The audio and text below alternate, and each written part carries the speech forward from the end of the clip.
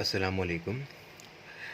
अच्छा भाई, last class के अंदर हम लोगों ने जो चीज़ें डिस्कस कर ली थी, मॉडर्न फिज़िक्स का पार्ट हमारा चल रहा था।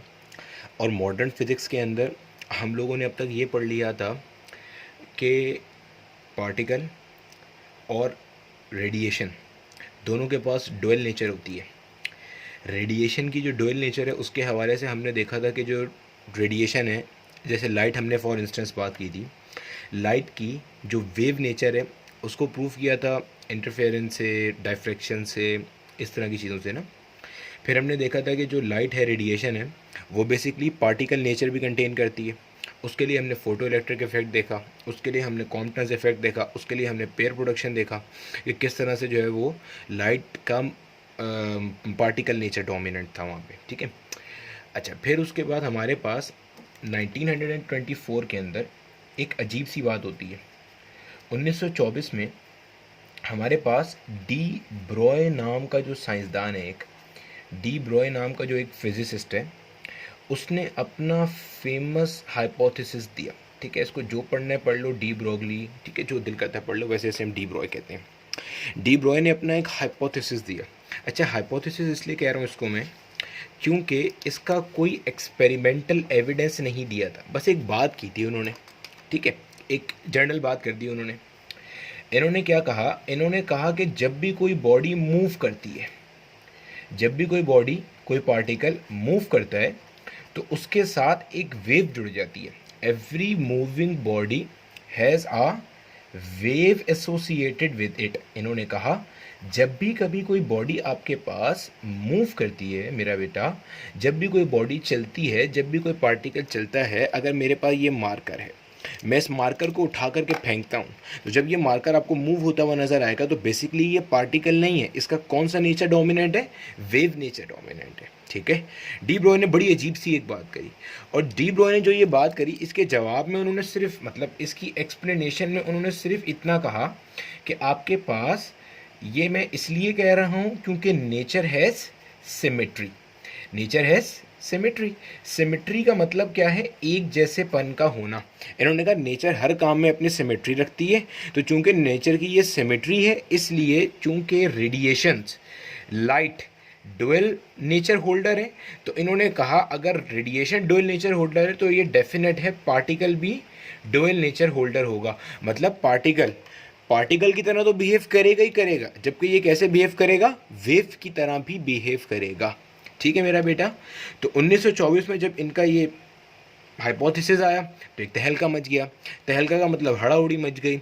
अब हड़ाउड़ी इसलिए मची कि इन्होंने बिल्कुल एक अजीब सी बात कर दी। मतलब अब सोचो ना, आपको कोई कहता है कि मैं, आप, ये कैमरा स्टैंड, इस तरह की कोई भी चीज़ जो कि ठोस है, किसी एक जगह पे मौजूद है, मैं आपको कहूँ कि नहीं यार ये वेव है, पार्टिकल नहीं है, जब ये चलना शुरू करेगी तो वेव की तरह बिहेव करेगी। आप कहोगे अभी जा भाई दिमाग ख़राब हो गया, ऐसी अजीब अजीब बातें कर रहा है। तो इनके बारे में भी ऐसा ही हुआ। तो मैंने शायद अच्छा, जितने लोगों ने मेरा बेटा ये पिछले लेक्चर इसका डी ब्रॉय का हाइपोथेसिस में डिस्कस कर चुका हूँ, इससे पिछली वीडियो में नहीं देखा वो उसको गो थ्रू लाजमी कर लें, पूरी डिटेल बताई थी मैंने। तो इन्होंने जब अपने पीएचडी के डॉक्टरेट हाइपोथेसिस के अंदर इस बात को किया तो इनकी अपनी डिग्री तक खतरे में पड़ गई। ठीक है। आज के लेक्चर में हमने क्या पढ़ना है? जो इन्होंने हाइपोथेसिस दिया था उसको बाद में कैसे वैलिडेट किया गया, बाद में उसे एक्सपेरिमेंटली कैसे एनालाइज किया गया, कैसे जस्टिफाई किया गया, किन लोगों ने ये काम किया और क्या काम किया जिससे इस बात को तकवीत मिली कि डी ब्रॉय ने जो बात की थी, the hypothesis given by D Broglie was 100% correct. यानी कि जो इन्होंने बात की थी ना, जब भी कोई बॉडी चलती है, जब भी कोई पार्टिकल चलता है, उसके साथ एक वेव जुड़ जाती है, तो इन्होंने बिल्कुल ठीक बात की थी। तो आज की क्लास में हमने वो एक्सपेरिमेंट पढ़ना है। ठीक है। तो मेरा नाम बेटा बिलाल ज़िया है और हमारा खूबसूरत चैनल है जो कि मेरे नाम के ऊपर ही है और हम लोग इसको लेके चल रहे हैं। ठीक है। तो अगर आपने इससे पीछे वाली वीडियो नहीं देखी है तो उसको आप लाजमी गो थ्रू कर लें। चलो देखो, अब हमारे पास होता क्या है, 1924 के अंदर मेरा बेटा जब ये हाइपोथेसिस हमारा दिया गया, जब ये एक बात की गई, तो लोगों ने सवाल उठाया। लोगों ने सवाल ये उठाया कि अगर हम आपकी बात मान लेते हैं कि हर मूविंग बॉडी के साथ एक वेव जुड़ी हुई है, तो इसका मतलब मैं, आप, डेली लाइफ में नज़र आने वाले जितने भी ऑब्जेक्ट्स हैं, ये सारे के सारे जब चलेंगे तो ये वेव होंगे। डी ब्रॉय ने कहा बिल्कुल ऐसा ही है। तो उन्होंने कहा कि भाई अगर ऐसा है कि जब मैं और आप चलें तो according to your theory we should be behaving like a wave and we should be having wave characteristics. तो ऐसा ऑब्जर्व क्यों नहीं होता? ऑब्जर्व ना होने से क्या मुराद है कि डेली लाइफ में हमें तो कोई बंदा वेव की तरह चलता हुआ नज़र नहीं आता, हमें तो चीज़ें पार्टिकल की तरह ही चलती हुई नज़र आती हैं। ठीक है, ऐसा क्या वजह है? अच्छा, एक चीज़ और मेरा बेटा यहाँ समझ लेना। देखो, वेव और पार्टिकल की जो बेसिक डिफरेंस जिसके ऊपर हम यहाँ बात करेंगे ना, और अगली वीडियो में भी इंशाल्लाह बात करेंगे, जो हाइजेनबर्ग का अनसर्टेनिटी प्रिंसिपल है। पार्टिकल की सबसे बड़ी करेक्टरिस्टिक होती है, पार्टिकल एक वक्त में एक ही जगह हो सकता है। मतलब मेरा बेटा देखो, अगर ये ग्रीन मार्कर है, ये यहाँ रखा हुआ है ना, और ये यहीं पर है, इसकी पोजीशन डेफिनेट है, डिफाइंड है, तो मैं कहूँगा ये पार्टिकल है। अगर ये यहाँ पर भी है और मुझे ये यहाँ भी मिल रहा है, इधर भी कहीं मिल रहा है, उधर भी मिल रहा है, एक ही मार्कर वैसे 35 जगहों पे मिलना शुरू हो जाए, तब मैं कहूँगा ये क्या चीज़ है? वेव है। मेरा बेटा याद करो, जो हमारा यंग डबल स्लिट एक्सपेरिमेंट था, देखो मैं तुम्हें वेव नेचर समझाने की कोशिश कर रहा हूँ, फिर दोबारा इस पर आता हूँ। याद है यंग डबल स्लिट एक्सपेरिमेंट जो था हमारा, जो हमने फर्स्ट ईयर में अपने पढ़ा था, मैंने तो नहीं पढ़ा यहाँ पे अब तक। उसके अंदर हमारे पास 2 ओपनिंग्स थी। इस ओपनिंग से भी हमने लाइट पास करी मेरा बेटा, इस ओपनिंग से भी हमने लाइट पास करी। अब अगर तो लाइट पार्टिकल नेचर की होती तो जिस ओपनिंग से फेंकी गई थी इसी के सामने आके मिलनी चाहिए थी ना, इधर यहीं पे मिलनी चाहिए थी। ऐसे भैया क्या होता है, आप कोई गेंद, कोई बॉल, कोई चीज़ उठा के फेंको, तो जिस लाइन पे फेंकोगे वो उसी सीध में जाके थोड़ी देर के लिए, मान लो ग्रेविटी भाड़ में गई, सामने जाके दीवार पे लग जाएगी। लेकिन हमने ये चीज़ नोट करी थी कि जो हमारे पास पूरी स्क्रीन थी, ये पूरी स्क्रीन हमारे पास, इसके ऊपर पैटर्न बने थे, याद है? सेंटर में भी हमारे पास पैटर्न बना करते थे और उसको हम कहा करते थे फ्रिंजेस। फ्रिंजेस कहीं पे हमारे पास ब्राइट होती थी और कहीं पे हमारे पास डार्क होती थी। अब ये प्रॉपर्टी मेरा बेटा किसकी है? ये प्रॉपर्टी मेरे पास वेव की है। वेव क्या कर रही है? डाइफ्रैक्ट कर रही है। डाइफ्रैक्ट करने का मतलब लाइट यहाँ से निकल के ऐसे सीधा सीधा नहीं गई, लाइट यहाँ से निकल के ऐसे फैलती भी गई है। इसको हम कहते हैं ना डाइफ्रैक्ट करती हुई गई है।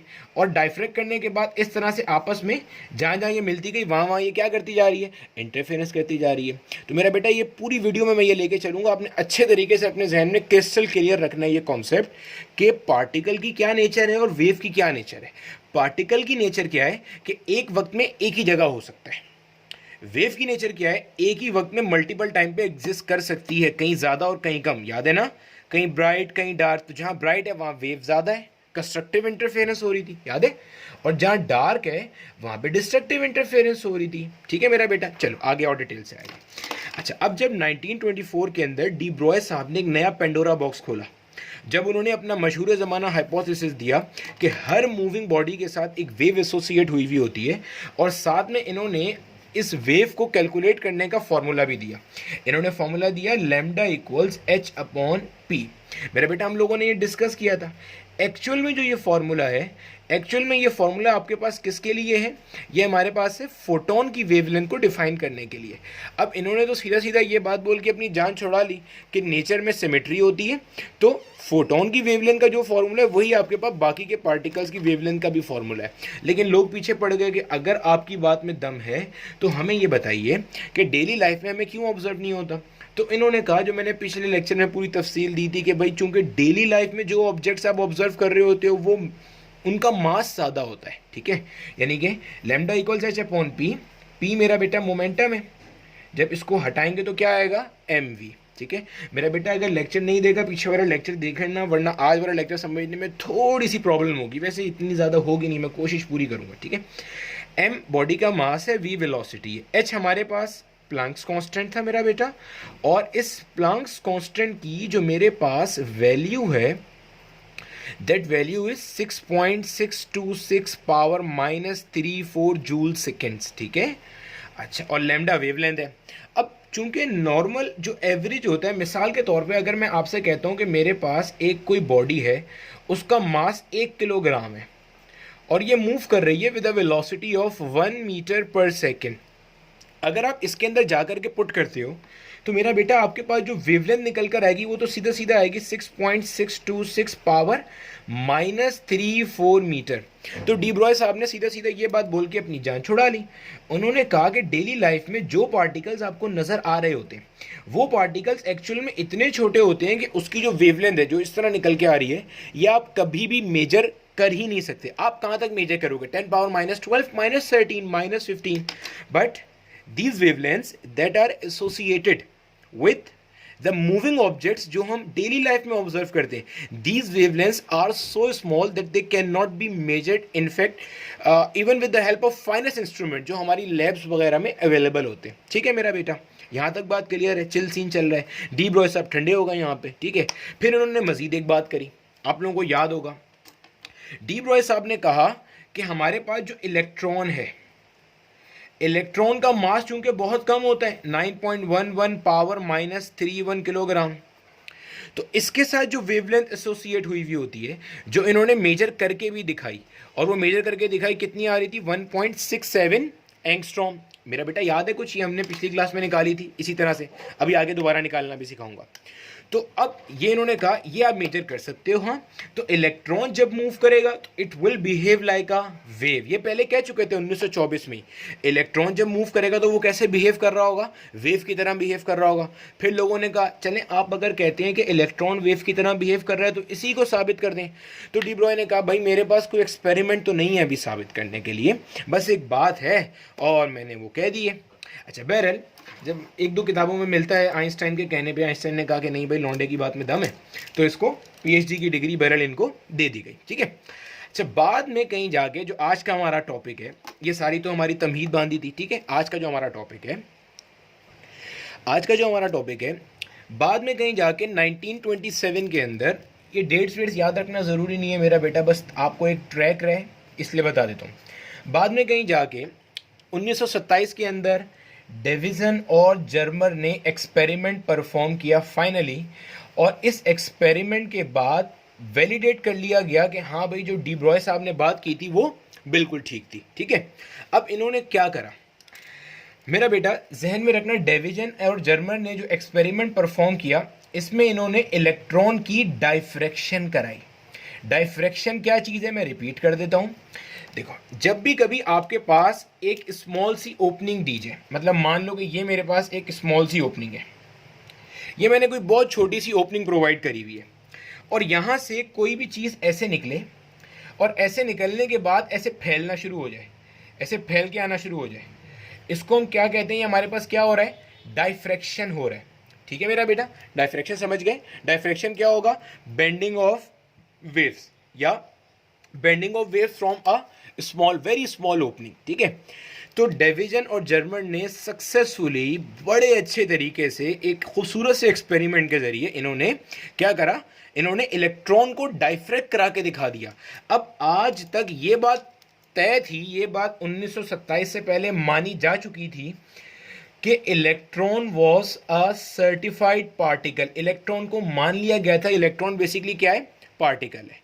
अब जब डेविसन और जर्मन ने 1927 में इलेक्ट्रॉन की, जो कि तय था, लेबल लगा हुआ था, ठप्पा लगा हुआ था कि ये पार्टिकल है, जब इसकी डाइफ्रैक्शन कराएगी, अब मान लिया गया हाँ यार पार्टिकल भी डुअल नेचर रखते हैं, पार्टिकल भी वेव्स की तरह बिहेव कर सकते हैं अगर वो मूव करें। मेरा बेटा जहन में रखना, जिन्होंने जो बात कही है ना डी ब्रॉय ने, तो वो मूविंग ऑब्जेक्ट्स के लिए की है कि हर मूविंग ऑब्जेक्ट के साथ एक वेव एसोसिएट है, जिसको इन्होंने मैटर वेव्स का नाम दिया था, ये भी जहन में रखना। ठीक है, चलो अब देखो डेविसन और जर्मन एक्सपेरिमेंट में हुआ क्या था। टेंशन नहीं लेना, कोचिंग में जिसने जैसा भी पढ़ा है मेरा उससे कोई कंसर्न नहीं है, ना मैं जानने में इंटरेस्टेड हूँ, लेकिन यहाँ से जब इसको देख के जाओगे इंशाल्लाह तो सारे कॉन्सेप्ट पूरे क्लियर हो जाएंगे। देखो भाई, अब इनका हमारे पास जो एक्सपेरिमेंटल सेटअप था वो क्या था और किस तरह से था, देखो ज़रा इसको। हमारे पास इन्होंने सबसे पहले क्या करा, इन्होंने एक अदद टंगस्टन फिलामेंट लिया। टंगस्टन फिलामेंट देखा, वो जो पहले हमारे पास पीले वाले बल्बों के अंदर यूज़ हुआ करता था, याद है कुछ? उस टंगस्टन फिलामेंट की ख़ास बात ये होती है कि आपके पास उसको बहुत ज़्यादा गर्म किया जा सकता है विदाउट मेल्टिंग। ठीक है, एक टंगस्टन फिलामेंट लिया, उसको एक बैटरी के साथ कनेक्ट करा। अच्छा, ये जो बैटरी है, ये बैटरी जो है ये आपके पास एक छोटे पोटेंशियल की बैटरी है। छोटे पोटेंशियल की बैटरी का मतलब इसको आप 5 वोल्ट से लेकर 15 वोल्ट तक कोई भी बैटरी कनेक्ट कर सकते हो। वैसे ज़्यादातर किताबों के अंदर इसको 6 वोल्ट की बैटरी दिया हुआ होता है। ठीक है, लो टेंशन बैटरी है आपके पास, ये याद बात रखने की ज़रूरत नहीं है, बस 6 वोल्ट जहन में रख लेना।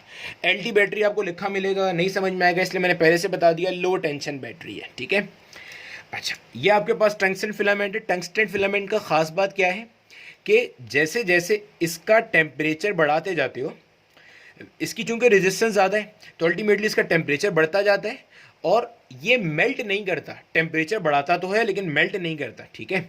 अच्छा, हमने इसके ऊपर ये जो ऐसे गोल गोल टंगस्टन फिलामेंट नज़र आ रहा है ना, जो हमारे पीले वाले बल्ब के अंदर भी होता था, इसके ऊपर ही हमने बेरियम ऑक्साइड की लेयर कोट करी हुई है। इसके ऊपर ही मेरा बेटा, इसके ऊपर ही हमने क्या कोट किया हुआ है, a layer of barium oxide, ठीक है। अच्छा, बेरियम ऑक्साइड की लेयर की क्या खास बात है, बेरियम ऑक्साइड की लेयर मेरा बेटा इसलिए कोट की गई है क्योंकि इसका वर्क फंक्शन कम होता है। अरे सर ये वर्क फंक्शन क्या घुसा दिया मेरा बेटा, याद है आपको फोटो इलेक्ट्रिक इफेक्ट पढ़ाया था? नहीं याद तो मैं इसको रिपीट कर दूंगा, उसमें उसको देख लेना, कमेंट सेक्शन में मैं कहीं डाल दूंगा, आगे पीछे इसका लिंक डाल दूंगा डिस्क्रिप्शन के अंदर, उसको देख लेना। वर्क फंक्शन क्या है, वो मिनिमम एनर्जी जो मेटल को चाहिए होती है ताकि वो इलेक्ट्रॉन को रिलीज कर दे, ठीक है। अच्छा, इसके ऊपर आपके पास यहाँ पे इसके ऊपर ही जहन में रखना, इसके ऊपर ही मैं इसको इस तरह से शो कर रहा हूँ, इसके ऊपर ही हमारे पास ये लेयर है और ये लेयर किसकी है हमारे पास, बेरियम ऑक्साइड की, बिल्कुल इसके ऊपर होती है कोट हुई हुई। मैं अलग से शो कर रहा हूँ ताकि कंफ्यूजन ना हो, ठीक है। क्यों लिया है, ताकि वर्क फंक्शन इसका कम है, और जब वर्क फंक्शन कम है, वर्क फंक्शन था क्या, minimum energy required by the metal to release the electron.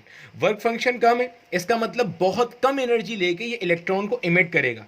इसका मतलब मैं कह सकता हूँ barium oxide is a very good electron emitter, ठीक है मेरा बेटा। ये कैसा है, एक अच्छा इलेक्ट्रॉन इमिटर के तौर पे माना जाता है। अच्छा, अब होगा क्या, अभी तक की अगर हम कहानी देखें, सिर्फ अभी तक, आगे का सेटअप नहीं बताया मैंने। लो टेंशन बैटरी कनेक्ट करी, 6 वोल्ट की लगा दी, 5 वोल्ट से 15 वोल्ट तक अलग अलग किताबों में मिलेगा, मैंने 6 वोल्ट की बैटरी कनेक्ट कर दी भाई। अच्छा, ये जो मैंने 6 वोल्ट की बैटरी कनेक्ट करी है, इसका काम क्या है कि इसने टंगस्टन फिलामेंट को गर्म करना है, ठीक है। जाहिर सी बात है, जब इसके अंदर से चार्ज मूव करेगा तो रेजिस्टेंस की वजह से वर्क डन करेगा, वर्क डन करेगा तो अल्टीमेटली इसका टेम्परेचर क्या होगा, बढ़ता जाएगा सॉरी, टेम्परेचर बढ़ेगा तो इसके ऊपर बेरियम ऑक्साइड की लेयर कोट हुई हुई है। इस टेम्परेचर के बढ़ने से जो आप हीट एनर्जी प्रोवाइड कर रहे हो, थर्मल एनर्जी प्रोवाइड कर रहे हो, बेरियम ऑक्साइड के ऊपर जो सरफेस के अंदर मौजूद इलेक्ट्रॉन्स हैं अल्टीमेटली वो एक्साइट होंगे, और एक्साइट हो गए वहाँ से क्या होंगे, बाहर आएंगे। अच्छा, अब ध्यान में रखना, बाहर आने के बाद यहाँ से वो हर तरफ जाने की कोशिश करेंगे, कोई डेडिकेटेड डायरेक्शन थोड़ी सेट होगा मेरा बेटा, ये ध्यान में रहेगा कि क्यों हर तरफ जा रहे हैं, क्योंकि जाहिर सी बात है यहाँ से तो इलेक्ट्रॉन निकला, एक्साइट होकर निकला। अब आपने चूंकि इलेक्ट्रॉन को एक पर्टिकुलर डायरेक्शन में लेके जाना है, तो आपने यहाँ पे एक अदद स्मॉल ओपनिंग प्रोवाइड करी हुई है। ये इस तरह से मान लो एक डिस्क टाइप की चीज़ है, ये मान लो आपके पास एक डिस्क टाइप की चीज़ है, ठीक है। आपने इसके अंदर यहाँ पे मेरा बेटा बिल्कुल इस जगह पे ये जो पतली सी बीम दी हुई होती है ना, पतली सी जगह, इसका काम होता है कि यहाँ से सारे के सारे जो इलेक्ट्रॉन्स हैं ये इस तरह से एक सीधी लकीर बनाते हुए आगे की तरफ आए। स्टार्ट, ये देखो, ये जो मैंने रेड से शो किया है ना, ये स्टार्ट में इलेक्ट्रॉन ऐसे जाते अगर मैं ये ना कनेक्ट करता। अच्छा, इसके अंदर क्यों यहाँ पे जा रहे हैं, खास बात क्या है, खास बात ये है इसको आपने कनेक्ट करा हुआ है एक अदद पॉजिटिव पोटेंशियल से, मतलब आपने यहाँ पे पॉजिटिव पोटेंशियल दिया हुआ है, ठीक है। और यहाँ पे जो बैटरी का नाम लिखा मिलेगा आपको किताबों में, वो लिखा मिलेगा HT बैटरी। HT बैटरी क्या है, high tension battery, high voltage वाली बैटरी। ये जो हाई वोल्टेज वाली बैटरी है मेरा बेटा, जहन में रखना, इसकी भी आपको अलग अलग रेंजेस मिल जाएंगी। मैं मान रहा हूँ कि ये मैंने कनेक्ट करी हुई है 15 वोल्ट से लेके 70 वोल्ट तक की बैटरी है।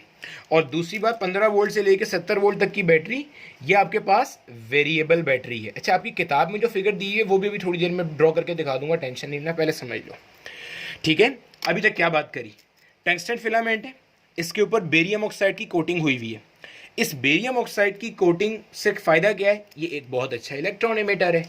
जब टंगस्टन फिलामेंट हीट अप होगा तो बेरियम ऑक्साइड को थर्मल एनर्जी मिलेगी, ultimately electron will get excited and electrons will eventually come out. अब जब इलेक्ट्रॉन्स बाहर आएंगे, हम उन्हें इस तरह से आवारागर्दी करने नहीं दे सकते, तो हमें इलेक्ट्रॉन्स को डायरेक्ट करना है एक पर्टिकुलर सीट के अंदर। तो इसके लिए हमने क्या किया, एक बिल्कुल स्मॉल ओपनिंग प्रोवाइड करी है।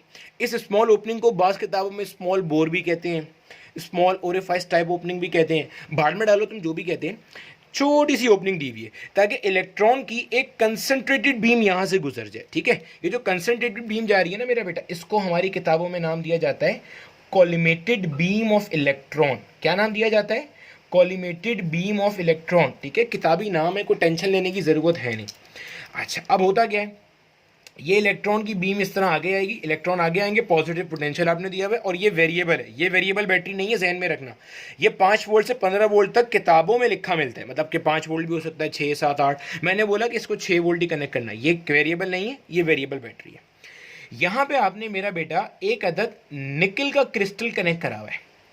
क्या कनेक्ट करा हुआ है? एक अदद निकल क्रिस्टल। अच्छा, जब ये एक्सपेरिमेंट हुआ था तो ये बहुत सारे क्रिस्टल्स के साथ हुआ होगा, फाइनली सबसे अच्छा रिजल्ट निकल के क्रिस्टल के साथ मिल रहा होगा, इसलिए उन्होंने इसको लेके चल रहे हैं। ठीक है, तो अभी तक हमने क्या बात समझी है? टंगस्टन फिलामेंट है, एक बैटरी के साथ लगा हुआ है। इसका काम क्या है? इस टंगस्टन फिलामेंट को हीटअप करना, जिससे थर्मल एनर्जी आ रही है। वो थर्मल एनर्जी उसी टंगस्टन फिलामेंट के ऊपर लिपटे हुए बेरियम ऑक्साइड की लेयर के इलेक्ट्रॉन्स को एनर्जाइज कर रही है। बेरियम ऑक्साइड ही पे क्यों हमारी तान टूटी? क्योंकि उसका वर्क फंक्शन कम होता है। ठीक है, एक्सपेरिमेंटली प्रूवन फैक्ट है। इलेक्ट्रॉन को एनर्जी मिली, इलेक्ट्रॉन एक्साइट हुआ, इलेक्ट्रॉन वहाँ से बाहर आ गया। ठीक है मेरा बेटा, इलेक्ट्रॉन वहाँ से जैसे ही बाहर आया, अब आपने इलेक्ट्रॉन को एक ओपनिंग से पास करना है, तो इलेक्ट्रॉन तो लालची है, उसे लालच चाहिए। आपने लालच के लिए क्या करा? ऊपर एक बहुत तगड़ा पॉजिटिव पोटेंशियल दे दिया आपने उसे। जब आपने उसे पॉजिटिव पोटेंशियल दे दिया तो अल्टीमेटली इलेक्ट्रॉन एक बीम बनाता हुआ इंसान का बच्चा बन के सीधा सीधा जा रहा है और क्रिस्टल को हिट कर रहा है। ठीक है मेरा बेटा, अब जाके क्रिस्टल से ये टकराएगा यहाँ इलेक्ट्रॉन और स्कैटरिंग होगी। मान लो इलेक्ट्रॉन यहाँ कहीं पे स्कैटर होके आ रहा है, जाहिर है यहाँ ज़रूरी नहीं है यहाँ आ रहा हो, वहाँ भी जा सकता है, ऊपर भी जा सकता है, इधर भी जा सकता है, मैं मिसाल दे रहा हूँ, इधर कहीं आ रहा है इलेक्ट्रॉन। ठीक है, इधर आपके पास एक अदद मेरा बेटा ये कलेक्टर मौजूद है। ये क्या चीज़ है हमारे पास? इसको हम कहेंगे इलेक्ट्रॉन कलेक्टर। क्या है मेरा बेटा? ये इलेक्ट्रॉन कलेक्टर। और इसकी खास बात क्या है? This electron collector is movable. ठीक है, ये मूव कर सकता है। ये कैसे मूव करेगा? ये मूव कर सकता है इस तरह से सर्कुलर फॉर्मेट में मूव कर सकता है। मतलब मान लो ये इस तरह से, ये पूरा ये इस तरह चलता चलता चलता इस तरह से, ये पूरा सर्कुलर एक फॉर्मेट है, ये इस तरह से मूव कर सकता है, ऐसे मूव कर सकता है। मतलब आपने यहाँ रखा तो इधर आने वाले इलेक्ट्रॉन्स को कैच कर रहा है, इधर रखा तो इधर वाले इलेक्ट्रॉन्स को कैच कर रहा है, इधर रखा तो इधर वालों को कर रहा है। मतलब जहाँ रखोगे वहाँ के इलेक्ट्रॉन्स को कैच करेगा।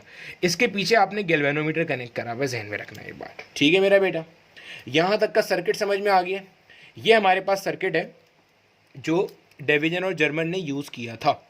टंगस्टन फिलामेंट है, बेरियम ऑक्साइड की कोटिंग है, इलेक्ट्रॉन्स एनर्जाइज होंगे, बाहर आएंगे, एक डायरेक्शन में लेकर आने के लिए लालच दिया। ठीक है मेरा बेटा, यहाँ पे ऊपर हमारे पास पॉजिटिव पोटेंशियल दे दिया, अल्टीमेटली सीधे गए और जाकर स्ट्राइक कर रहे हैं। स्ट्राइक करे, ये हमारा निकल का क्रिस्टल है, ध्यान में रखना। अच्छा, बहुत सारे क्रिस्टल से ये हुआ था और निकल के क्रिस्टल के बाद अल्टीमेटली सबसे अच्छे रिजल्ट मिल रहे थे।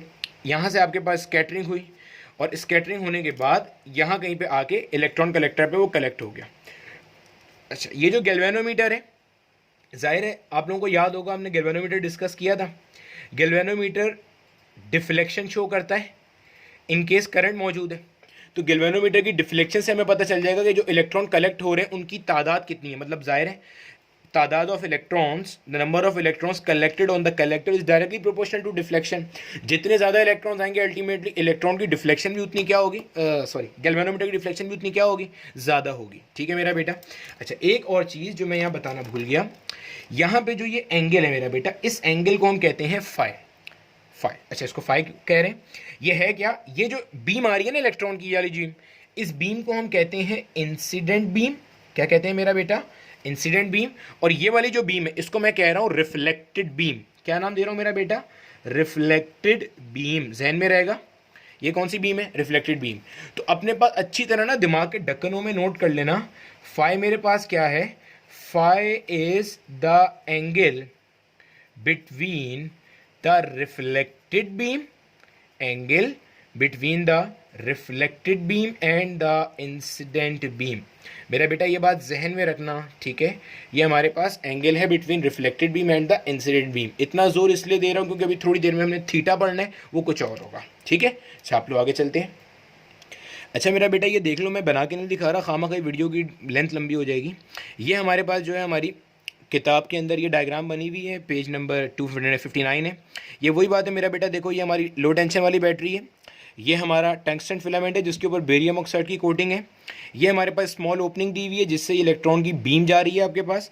ये ऊपर आपके पास हाई टेंशन बैटरी जो कि वेरिएबल है, ये सिंबल समझते हो वेरिएबल वाला, ये जाके स्ट्राइक कर रही है। अच्छा, हमारी किताब में मेरा बेटा ये एंगल्स मार्क नहीं हुए हुए, तो ये वाला एंगल मैंने 5 मार्क कर लिया और ये वाला मैंने थीटा मार्क किया। टेंशन नहीं लो, भी आगे आएगा। ये हमारा निकल क्रिस्टल है और ये हमारा मूवेबल डिटेक्टर है that can be rotated in the circular fashion. ठीक है, इस तरह मूव कर सकता है। चलो आगे चलें। अच्छा भाई, अब हमें यहाँ से जो कुछ पता चला मेरा बेटा, हमें यहाँ से ऑब्जर्वेशंस क्या मिली उस पर बात करते हैं। देखो, देखा ये गया जब ये एक्सपेरिमेंटल सेटअप सारा हो गया तो ऑब्जर्वेशन ये रही, जब देखो अब होना क्या चाहिए था, अगर तो मेरा बेटा इलेक्ट्रॉन एक अदद पार्टिकल होता तो स्कैटर होने के बाद इधर जितने इलेक्ट्रॉन आ रहे थे, मतलब 10 डिग्री पे इस जगह पे जितने इलेक्ट्रॉन आ रहे थे, चलो इधर दोबारा बना के देख लेते हैं। हमारे पास हर जगह पे एक ही जितने इलेक्ट्रॉन आने चाहिए थे, क्योंकि मैंने अभी बताया था कि पार्टिकल की प्रॉपर्टी होती है कि हर जगह पे एक ही जितना जाएगा। देखो, ये मान लो हमारे पास इंसिडेंट बीम थी, ठीक है भाई, ये मान लो हमारे पास इंसिडेंट बीम थी और यहाँ से हमारे पास कुछ यहाँ पे रिफ्लेक्ट हुई 10 डिग्री पे। यहाँ पे आपने मूवेबल डिटेक्टर को रखा एक बार, फिर आपने यहाँ पे मूवेबल डिटेक्टर को रखा, फिर आपने इधर मूवेबल डिटेक्टर को रखा, फिर आपने इधर मूवेबल डिटेक्टर को रखा। मतलब आप ऐसे मूवेबल डिटेक्टर को मूव करते हुए लेके जा रहे हो।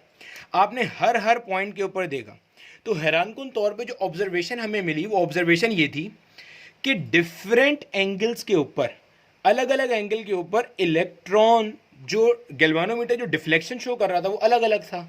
इसका मतलब ये था कि अलग अलग एंगल्स के ऊपर जो इंटेंसिटी थी वो अलग अलग मिल रही थी। मेरे बेटा ये बात समझ आई? क्या बात बोली मैंने? बात मैंने ये बोली कि अलग अलग पॉइंट्स के ऊपर जब डिटेक्टर्स को ला के प्लेस किया गया, मतलब डिटेक्टर ऐसे घूम सकता था ना, पूरा बताया मैंने अभी।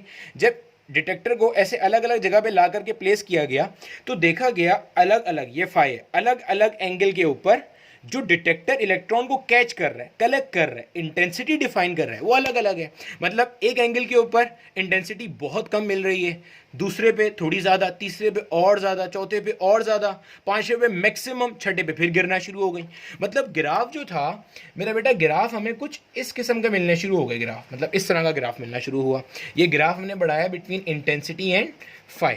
मतलब एक पर्टिकुलर एंगल पे आप देखो तो इस एंगल के ऊपर इंटेंसिटी बहुत कम है, इस पे भी बहुत कम है, इस पर्टिकुलर पे इंटेंसिटी बहुत ज़्यादा है। अब यहाँ से एक बात तो तय हो गई कि इलेक्ट्रॉन इस एक्सपेरिमेंट में पार्टिकल की तरह बिहेव नहीं कर रहा। क्यों भाई? क्योंकि अगर पार्टिकल होता तो हर जगह पे intensity of the electron should have been same. ये बात समझ आइए? इलेक्ट्रॉन की इंटेंसिटी मेरा बेटा कैसी होनी चाहिए? सेम होनी चाहिए थी। लेकिन यहाँ पे क्या हो रहा है, इलेक्ट्रॉन की इंटेंसिटी कहीं पे बढ़ रही है और कहीं पे क्या हो रही है, कम हो रही है। ऐसा वेव्स करती हैं, पार्टिकल नहीं करता। याद करो, यंग डबल स्लिट एक्सपेरिमेंट पढ़ा था।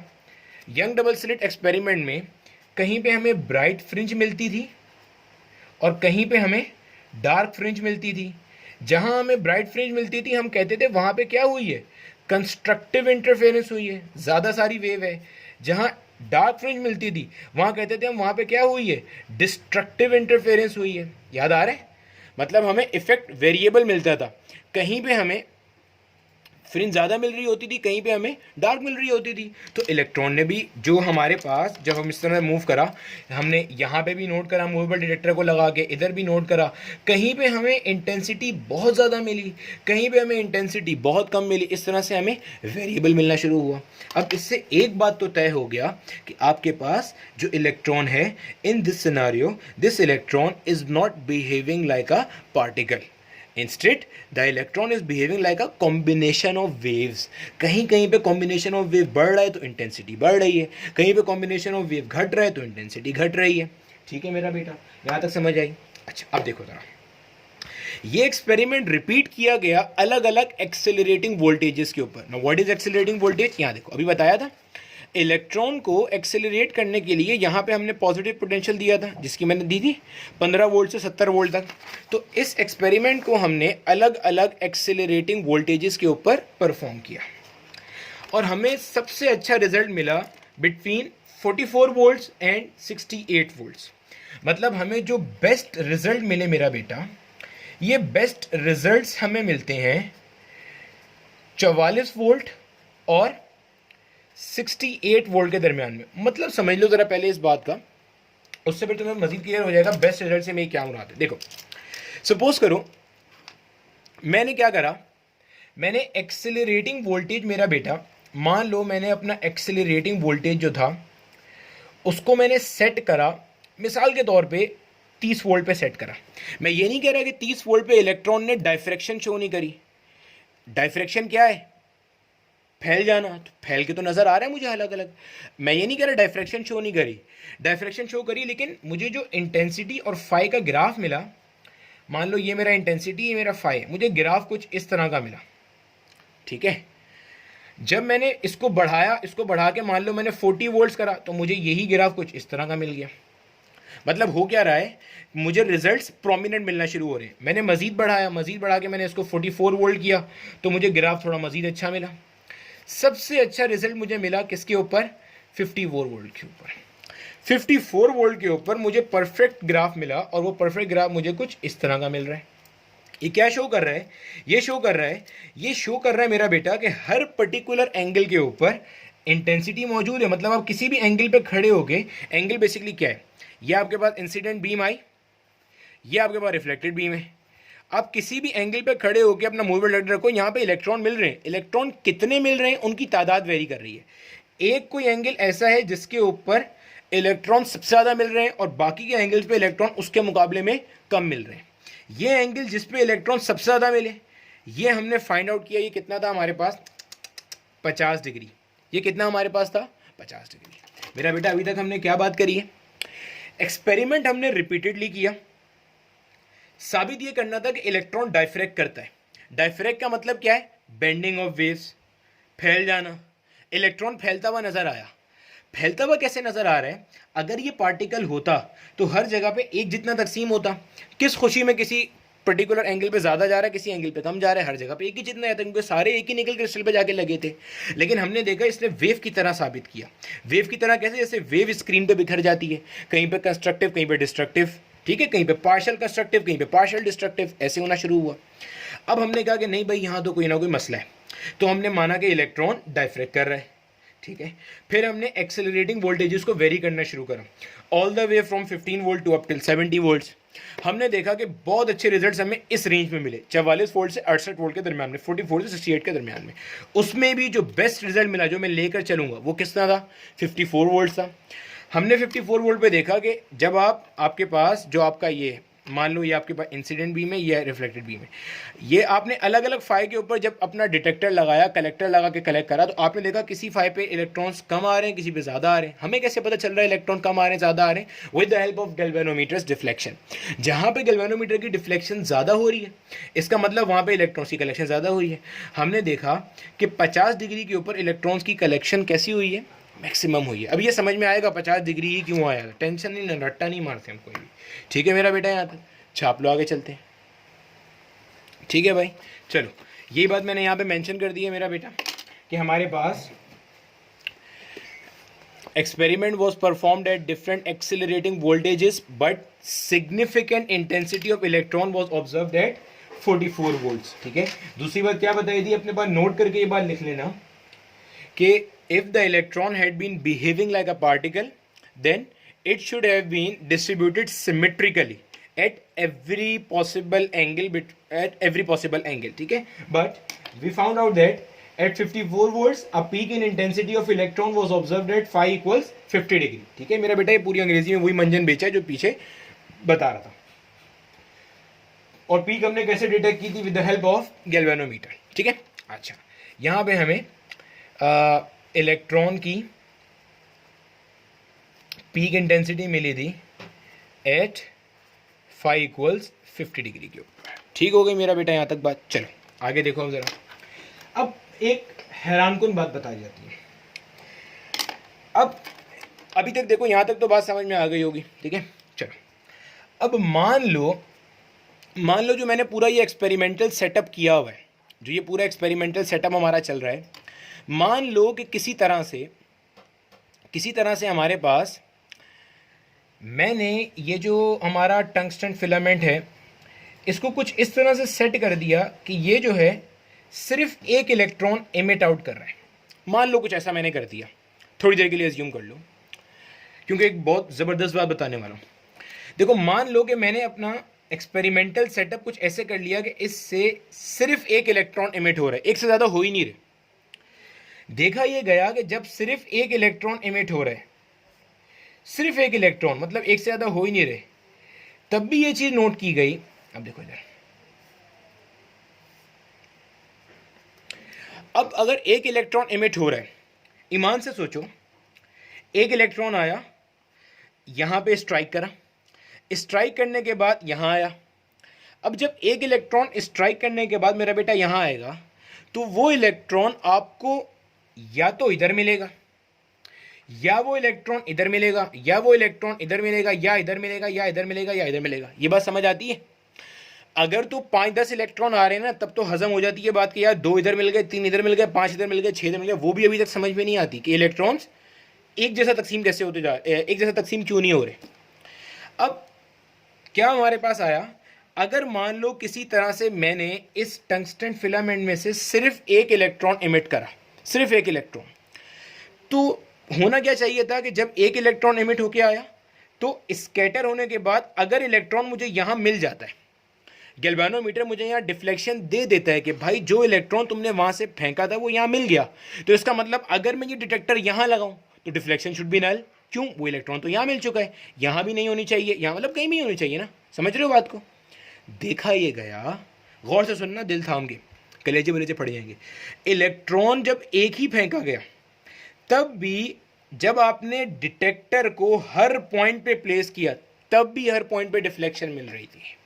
मतलब इलेक्ट्रॉन की डायफ्रैक्शन अलग अलग पॉइंट के ऊपर इंटेंसिटी का मिलना, तब भी एक्सपेरिमेंटली साबित हुआ एक ही इलेक्ट्रॉन के ऊपर भी अलग अलग पॉइंट के ऊपर मिल रहा था। अब तो पक्का हो गया कि इलेक्ट्रॉन पार्टिकल की तरह, वेव की तरह बिहेव कर रहा है। क्यों?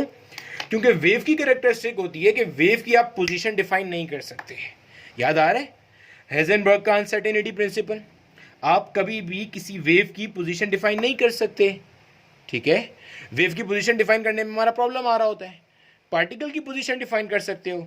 अब यहाँ पे पार्टिकल की पोजीशन डिफाइन नहीं हो पा रही, हालांकि एक इलेक्ट्रॉन आया, लेकिन यहाँ भी मिल रहा है वो इलेक्ट्रॉन, यहाँ भी मिल रहा है, यहाँ भी मिल रहा है। हाँ, कहीं पे इंटेंसिटी ज़्यादा मिल रही है, कहीं पे इंटेंसिटी कम मिल रही है, मतलब कहीं पे आने की प्रोबेबिलिटी ज़्यादा आ रही है, कहीं पे कम आ रही है। तो अब मेरा बेटा यहाँ तक बात समझ आई कि अगर हम अज्यूम करें कि हमने एक बार में सिर्फ एक इलेक्ट्रॉन फेंका, तो वो इलेक्ट्रॉन भी हमें इस पूरी सर्कुलर प्लेट में हर जगह मिलता है।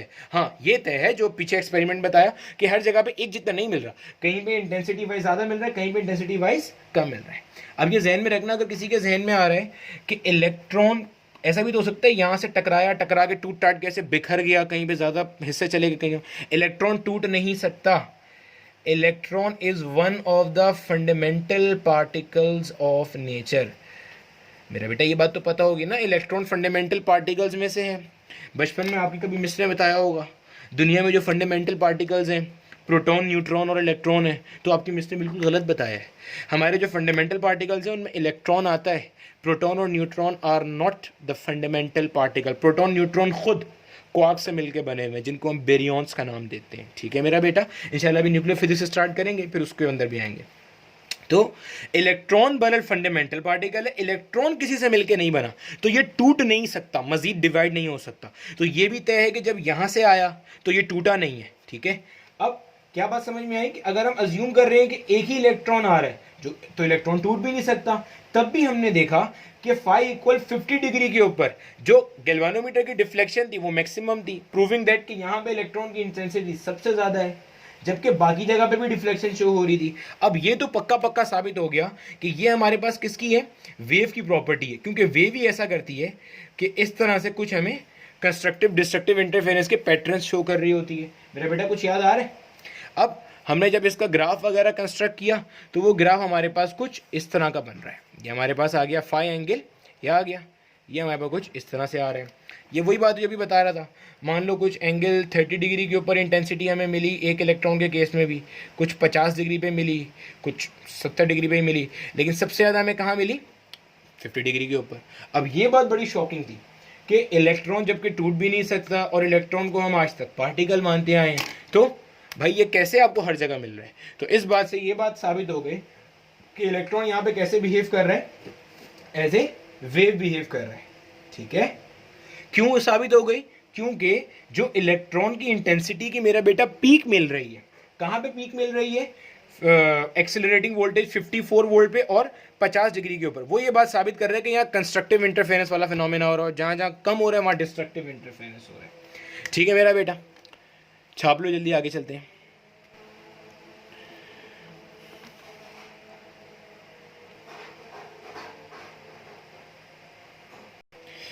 चलो, अब तक हमने ये बात साबित कर ली है कि हमारे पास जो इलेक्ट्रॉन है वो डाइफ्रैक्ट हो रहा है, इंटरफेरेंस का पैटर्न शो कर रहा है।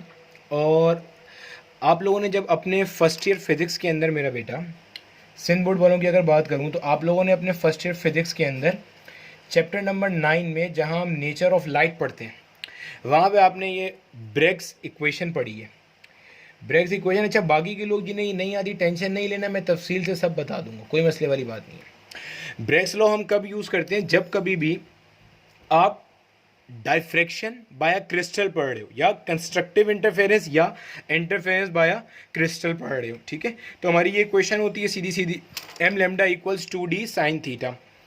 एम हमारे पास क्या होता है? Order of maxima. मतलब मान लो ये मेरे पास स्क्रीन है, स्क्रीन पे यहाँ पे भी हमें मैक्सिमा मिल रहा है, ब्राइट फ्रिंज मिल रही है, यहाँ भी, यहाँ भी, यहाँ भी। अब इन्हें बताना है तो इनको डिफाइन करना होगा ना। इसको हम कहते हैं first order, second order, third order, fourth order. Address बता रहा है मैक्सिमा का, that's it. Order of maxima, wavelength of light. D क्या है?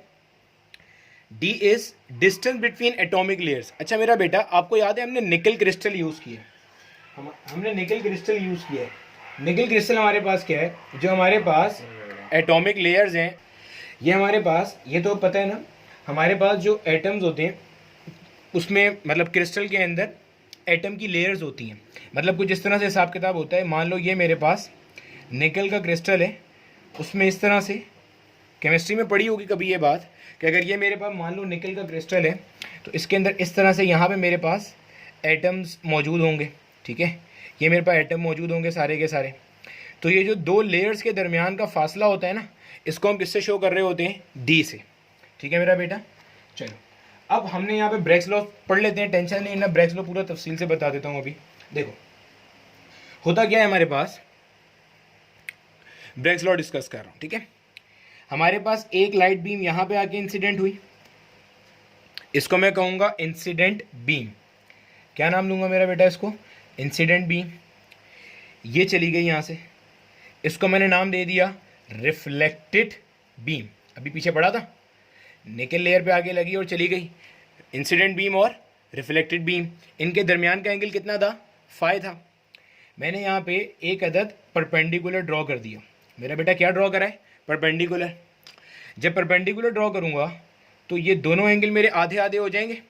अगर ये पूरा एंगल मेरा फाई था, अब ये कितना बनेगा? 5/2। ये भी कितना होगा? 5/2। क्यों 5/2 है? देखो भाई, ये वाला जो एंगल है, एंगल ऑफ इंसिडेंस है, ये क्या है? Angle of reflection. बचपन में कभी ये तो पढ़ा होगा कि एंगल ऑफ इंसिडेंस और एंगल ऑफ रिफ्लेक्शन आपस में क्या होता है? बराबर होता है। ऐसे नहीं समझना, ऐसे समझ लो, ये इंसिडेंट बीम आई थी, ये रिफ्लेक्टेड बीम आई थी, गई थी, मतलब दरमियान का टोटल एंगल कितना था? 5 था। अभी कहीं पीछे बताया था मेरा बेटा, ये बात मैंने आपको यहाँ कहीं बताई थी। ये देखो, इंसिडेंट बीम और रिफ्लेक्टेड बीम के दरमियान का एंगल कितना था? 5 था। इसी 5 को मैंने दो हिस्सों में तकसीम कर दिया। जब दो हिस्सों में तकसीम कर दिया तो वो क्या बन गया? 5/2 बन गया। सिमिलरली यहाँ से मेरे पास एक और इंसिडेंट बीम आ रही है, यहाँ से टकराई और यहाँ चली गई, ठीक है। अब ये दो इंसिडेंट बीम है, दो रिफ्लेक्टेड बीम है। अब ये वाली दो बीम जब आपस में मिलेंगी, जब वेव्स इंटरफेयर करेंगी, तब अल्टीमेटली क्या होगा? इंटरफेरेंस होगी। ऐसा हमने ब्रेग्स लॉ में पढ़ा हुआ है, ठीक है। अभी निकल क्रिस्टल के केस में क्या हो रहा है? ये इलेक्ट्रॉन आके जा रहा है, ये दूसरा इलेक्ट्रॉन आके जा रहा है। जब ये वेव की तरह, चूंकि electron is just behaving like a combination of wave, अभी पढ़ा now, this combination of waves जब ये आपस में मिलेंगी यहाँ पर, तब ये इंटरफेरेंस करेंगी, कंस्ट्रक्टिव, डिस्ट्रक्टिव, और ये रिजल्ट करेगा कहीं पे इंटेंसिटी का ज़्यादा मिलना और कहीं पे इंटेंसिटी का कम मिलना, ठीक है। चलो, अब मैं इसी फिगर को ज़रा बड़ा करके ड्रॉ कर देता हूँ ताकि तुम्हें एक ही बार में चीज़ समझ में आ जाए। देखो, ये मान लो मेरे पास निकल क्रिस्टल की लेयर्स हैं, ठीक है। और इस निकल क्रिस्टल की लेयर्स के अंदर मेरे पास यहाँ पर ये एटम मौजूद है। साथ साथ रिवाइज करते जाना। दो लेयर्स के दरमियान का जो फासला होता है उसको मेरा बेटा किससे शो कर रहे होते हैं हम लोग? डी से शो कर रहे होते हैं, ठीक है। यहाँ पे मेरे पास एक अदद इंसिडेंट बीम आती है और ये मेरे पास वो इंसिडेंट बीम जा रही है। सिमिलरली एक इंसिडेंट बीम मेरे पास यहाँ पर भी आती है और इसी तरह से ये इंसिडेंट बीम भी जा रही है। ब्रेक्स लॉ डिफाइन कर रहा हूँ उन लोगों के लिए जिन्हें ब्रेक्स लॉ याद नहीं है, ठीक है। चलो देखते जाओ, ये मेरे पास मैंने बना दिया यहाँ पे एंगल, ठीक है। यहाँ का जो एंगल है उसको मैंने क्या नाम दिया है? φ/2। यहाँ का जो एंगल है इसे क्या नाम दिया है? φ/2। अच्छा, यहाँ का जो एंगल है इसे मैं कह रहा हूँ थीटा। ये थीटा कौन सा एंगल है? ये वाली बीम कौन सी है मेरा बेटा? इंसिडेंट बीम है ना, ये वाली बीम इंसिडेंट बीम है। इसको नाम दे देता हूँ इंसिडेंट बीम नंबर 1, इसको नाम दे रहा हूँ इंसिडेंट बीम नंबर 2, कोई भी मान लो। ये वाला एंगल भी तुम्हारा थीटा ही होगा क्योंकि दोनों रेस पैरेलल है। थीटा क्या है?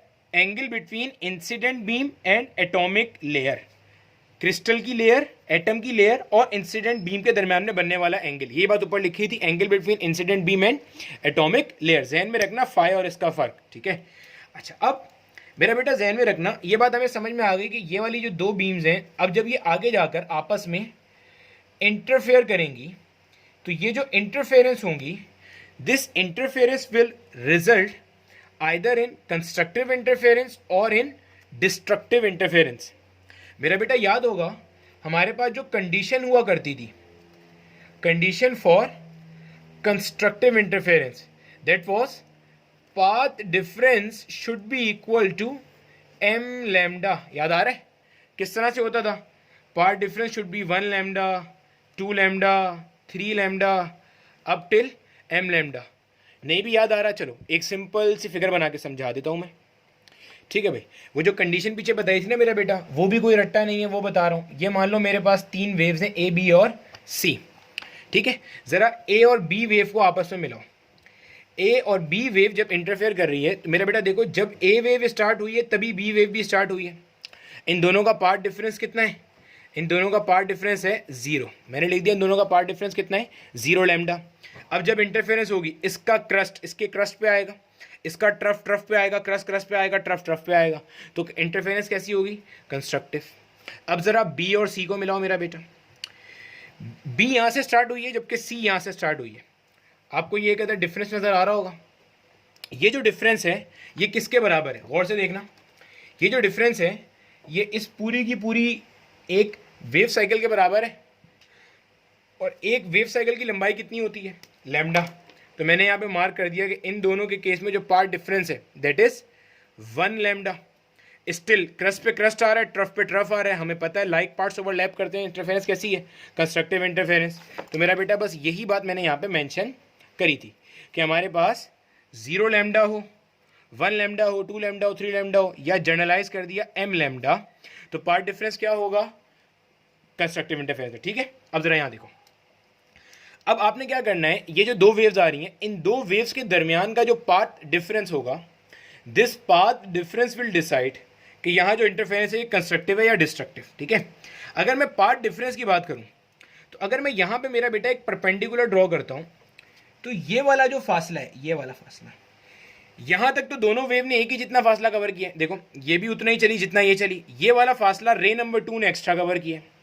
सिमिलरली अगर मैं एक परपेंडिकुलर यहाँ ड्रॉ करता हूँ तो ये वाला फासला फिर से रे नंबर 2 के रिफ्लेक्टेड पार्ट ने ज़्यादा कवर किया, आगे तो दोनों ने फिर सेम कवर किया। मेरे बेटा ये बात समझ आ रही है ना? आगे दोनों ने फिर से सेम ही कवर किया, ये वाला फासला यहाँ एक्स्ट्रा कवर हो रहा है, ठीक है। तो ये जो है ना, ये मिला के हमारे पास कहलाएगा पाथ डिफरेंस। मैंने इसकी मार्किंग कर ली। मान लो ये पॉइंट मेरा ए है, ये पॉइंट मेरा बी है, ये पॉइंट मेरा सी है, ठीक है।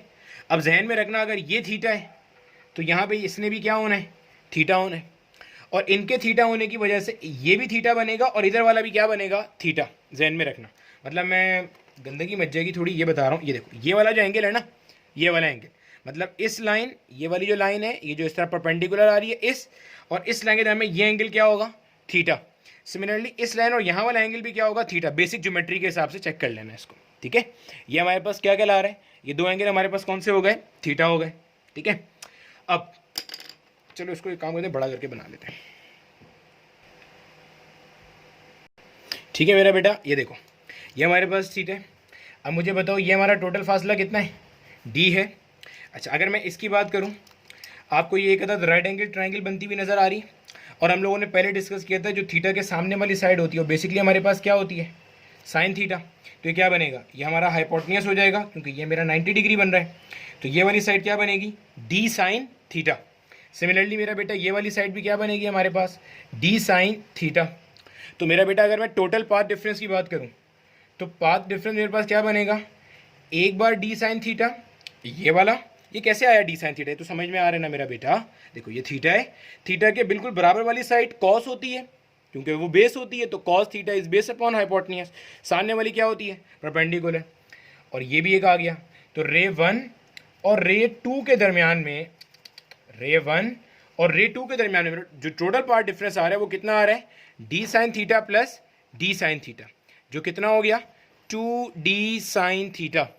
और अगर मुझे इसे कंस्ट्रक्टिव इंटरफेरेंस की बात करनी है तो अभी देखो ज़रा, जो हमने बात करी थी, path difference will be equal to 2d sine theta. मेरा बेटा ये बात समझ आ रही है, पाथ डिफरेंस उसके बराबर हो जाएगा 2d साइन थीटा। और कंस्ट्रक्टिव इंटरफेरेंस में हमारी कंडीशन क्या थी, path difference will be equal to m lambda. तो अगर मेरा बेटा मैं इन दोनों को मिला देता हूँ तो 2d साइन थीटा किसके बराबर आ रहा है, m लैम्डा के बराबर आ रहा है। ये बात समझ में आई है। थीटा हमारे पास क्या है, थीटा हमारे पास वो एंगल है जो बेसिकली किसके और किसके दरमियान में बन रहा है। थीटा हमारे पास वो एंगल है जो बेसिकली बन रहा है बिटवीन इंसिडेंट रे और एटॉमिक लेयर के दरमियान में, जबकि हमारे पास जो फाई है वो बन रहा है between incident ray and reflected ray. अच्छा, अब अगर मैं इसके अंदर आपको मार्क करके दिखाऊं, ज़रा देखो, ये वाला एंगल मैंने अभी आपको बताया था कितना है, 5/2, याद है। ये वाला एंगल कितना है, थीटा है, सही है। अगर गौर से देखो ये दोनों एंगल मिला के कितने बन जाएंगे आपके, 90 डिग्री बनेंगे। ये समझ आ रही, यानी कि मैं लिख सकता हूँ theta plus 5/2 will be equal to, theta plus 5/2 will be equal to 90 degree. ठीक है, थीटा प्लस 5/2 कितना हो जाएगा, 90 डिग्री हो जाएगा मेरा बेटा। और अभी हमने देखा था, जो एक्सपेरिमेंटली हमने ऑब्जर्व किया था, फाई इक्वल्स 50 डिग्री के ऊपर हमें सबसे बेहतरीन रिजल्ट मिला था। मेरा बेटा याद आ रहा है। तो अगर मैं इसको पुट करता हूँ लाके यहाँ पे, theta plus 50 divide by 2 equals 90 degree. ठीक है, theta will be equal to 65 degree. ये सब का सब हमने एक्सपेरिमेंटली साबित करा। ये सब चीज़ें उठा के मैं ऊपर ले जाके रख रहा हूँ। ठीक है, चलो आ जाओ अब यहाँ पे ज़रा। हमारे पास m lambda equals 2d sine theta. m order of maxima, इसकी जगह 1 रख दिया क्योंकि मैं पहले ऑर्डर के लिए काम कर रहा हूँ। वेवलेंथ हमें मालूम करनी है इलेक्ट्रॉन की डायफ्रैक्शन की, 2 एज इट इज आ गया। d से क्या मुराद थी, d से मुराद थी distance between atomic layers of the crystal use. मैंने कौन सी क्रिस्टल यूज की है, निकल की। निकल के लिए मेरा बेटा ये हमें पता है कितना होता है, 0.91 एंगस्ट्रॉम। आपने ये सब चीज़ों को रट्टा नहीं मारना है, जहन में रखना है। 0.91 एंगस्ट्रॉम, एंगस्ट्रॉम का मतलब क्या है, पावर -10। थीटा अभी हमने साबित किया कितना आ रहा था, 65 डिग्री। जब आप इसको लेके सॉल्व करोगे तो आपके पास जो आंसर आता है वो आंसर तकरीबन कितना आता है, 1.65 एंगस्ट्रॉम आता है। डेविजन और जर्मन ने अपना जो एक्सपेरिमेंट किया मेरा बेटा, उस एक्सपेरिमेंट के बाद जो वेवलेंथ निकाली इलेक्ट्रॉन की, वो वेवलेंथ वही आ रही थी जो वेवलेंथ उसने डी ब्रॉय ने प्रपोज की थी। ठीक है, तो डेविजन और जर्मन ने जो वेवलेंथ निकाली वो वही आ रही थी जो उसने प्रपोज की थी। आपको याद है हमने फॉर्मूला देखा था स्टार्ट में अभी, लैम्डा इक्वल्स h/p, h/mv, याद है। फिर हमने इसको लेके जब सॉल्व किया था तो हम आपको, मैं पीछे डी ब्रॉय की थ्योरी के अंदर एक फॉर्मूला पढ़ाया था इलेक्ट्रॉन के लिए, 150 डिवाइडेड बाय v। ये हमने मेरा बेटा लैम्डा के लिए फॉर्मूला पढ़ा था जिसमें हमारा लैम्डा एंगस्ट्रॉम में आ रहा होता था। कुछ याद आ रहा है मेरा बेटा, ये सब पढ़ाया था आपको, यहाँ से यहाँ जाना सिखाया था। ठीक है, ये हमारे पास mv था, वेलोसिटी की इक्वेशन निकाली थी हमने, फिर पुट करा था यहाँ पे आके, फिर हमारे पास आंसर आ रहा था। ठीक है, तो जब आप इसके अंदर मेरा बेटा ये वैल्यू पुट करोगे ना, यही एक्सपेरिमेंटल वाली वैल्यू, देखो ज़रा, lambda equals √150 divided by v। v से क्या मुराद है, एक्सेलरेटिंग पोटेंशियल। और हमने कौन से पोटेंशियल पे सबसे अच्छे रिजल्ट निकाले हैं, 54 वोल्ट्स पे निकाले हैं। तो यहाँ से आपका आंसर आता है 1.67 एंगस्ट्रॉम। जो कि बहुत हद तक क्लोज अप्रोक्सीमेशन में है जो किसने निकाला था, डिवीजन और जर्मन ने। ठीक है मेरा बेटा, मैं आखिरी वाला पार्ट जल्दी से समराइज़ कर देता हूँ। डेविन और जर्मन ने कहा चूंकि क्रिस्टल से डाइफ्रैक्शन हो रही है, क्रिस्टल से इंटरफेरेंस का फिनोमेना हो रहा है, तो हम ब्रेग्स का इक्वेशन यूज़ करेंगे। हमने ब्रेग्स के इक्वेशन पे पूरा काम किया, m lambda equals 2d sine theta. चूँकि निकल का क्रिस्टल यूज़ कर रहे थे तो हमें डी का वैल्यू पता था। ठीक है, थीटा हमारे पास क्या था, वो जो लाइट बीम आके देखो, थीटा हमारे पास क्या है, मैं थीटा और फाई दोबारा बता देता हूँ। देखो ये मैंने अपनी फिगर के अंदर कुछ इस तरह बनाया है। ये मान लो हमारे पास एक अदद इलेक्ट्रॉन की बीम आके स्ट्राइक करती है, और यहाँ पे इलेक्ट्रॉन की बीम हमारे पास, मान लो इस तरफ इलेक्ट्रॉन की बीम हमारे पास रिफ्लेक्ट होती है। ये हमारे पास मेरा बेटा फाई है, और ये मान लो अगर मेरी एटॉमिक लेयर है मिसाल के तौर पे, तो ये जो एंगल है मेरा बेटा ये क्या होगा, थीटा। या ये अगर मेरी एटॉमिक लेयर है तो ये वाला एंगल मेरे पास क्या होगा, थीटा होगा। ये बात समझते हो, angle between reflected ray and atomic layer, या angle between incident ray and atomic layer. ठीक है, ध्यान में रखना, इंसिडेंट रे और एटॉमिक लेयर के दरमियान का एंगल हो, या रिफ्लेक्टेड रे और एटॉमिक लेयर के दरमियान का एंगल हो, बोथ विल बी सेम। आपने कोई भी एक मार्क कर लो, टेंशन नहीं है। बास किताबों में ये मिलता है, बास में ये मिलता है। ठीक है, हमारी किताब में बरल ये मार्क किया हुआ है। ठीक है, लिखा हुआ तो नहीं है, वो मैंने बता दिया आपको। ठीक है, तो हमने देखा वहाँ से, फिर हमें ये चीज़ पता चल गई। और जब हमने डिवीजन और जर्मन एक्सपेरिमेंट से इसकी वेवलेंथ कैलकुलेट करी, और जो वेवलेंथ यहाँ से कैलकुलेट करी वो उस जो वेवलेंथ डी ब्रॉय ने कैलकुलेट करके दी थी उससे बहुत हद तक मैच कर रही थी, जिससे फाइनली ये बात साबित हो गई कि इलेक्ट्रॉन हमारे पास क्या कर रहा होता है, डाइफ्रैक्शन कर रहा है। इलेक्ट्रॉन हमारे पास कैसे बिहेव कर रहा है, वेव की तरह बिहेव कर रहा है। ठीक है, ये हमने एक्सपेरिमेंटली साबित करी है। मैंने डी ब्रॉय वाले हाइपोथेसिस के अंदर इलेक्ट्रॉन का मास और इलेक्ट्रॉन की नेचुरल वेलोसिटी प्लेस करके भी निकलवाई थी, जो कि यही आ रही थी तकरीबन 1.67 एंगस्ट्रॉम। तो क्लोज अप्रोक्सीमेशन में सारी वैल्यूज़ मैच कर गई। फाइनली ये बात साबित हो गई कि डी ब्रॉय साहब ने जो हाइपोथेसिस चिपकाया था दैट वाज परफेक्ट। ठीक है, चलो जल्दी से एक न्यूमेरिकल देखते हैं, फिर आगे चलते हैं। ठीक है मेरा बेटा, देखो ये हमारा एक माजी में न्यूमेरिकल आया हुआ है। आपको पूरी कहानी बताई हुई थी, पैराग्राफ टाइप क्वेश्चन है कि एक इलेक्ट्रॉन की बीम आई, निकल के क्रिस्टल से स्ट्राइक करके रिफ्लेक्ट हो गई, और जो ये परपेंडिकुलर, या इसको हम नॉर्मल भी कहते हैं, एंगल बिटवीन नॉर्मल और इंसिडेंट बीम जो था वो आपको क्या दिया पता, एंगल ऑफ इंसिडेंस। अगर आपने अभी पीछे वाला अभी ढंग से पढ़ा है तो मेरा बेटा ये वही एंगल मार्क करके दिया था इन लोगों ने, जिसको मैंने क्या कहा है, 5/2। और आपको याद है मैंने आपको बताया था थीटा ये वाला एंगल है। थीटा कौन सा एंगल है, angle between incident ray and atomic layer, या angle between reflected ray and atomic layer. ठीक है, आपको डी दे दिया, आई दे दिया, एक्सेलरेटिंग वोल्टेज पूछा जा रहा है। ठीक है, अच्छा हमें पता है मेरा बेटा ब्रेग्स इक्वेशन से m lambda equals 2d sine theta, और चूंकि ये साबित करने के बाद हम लोगों ने डिवीजन और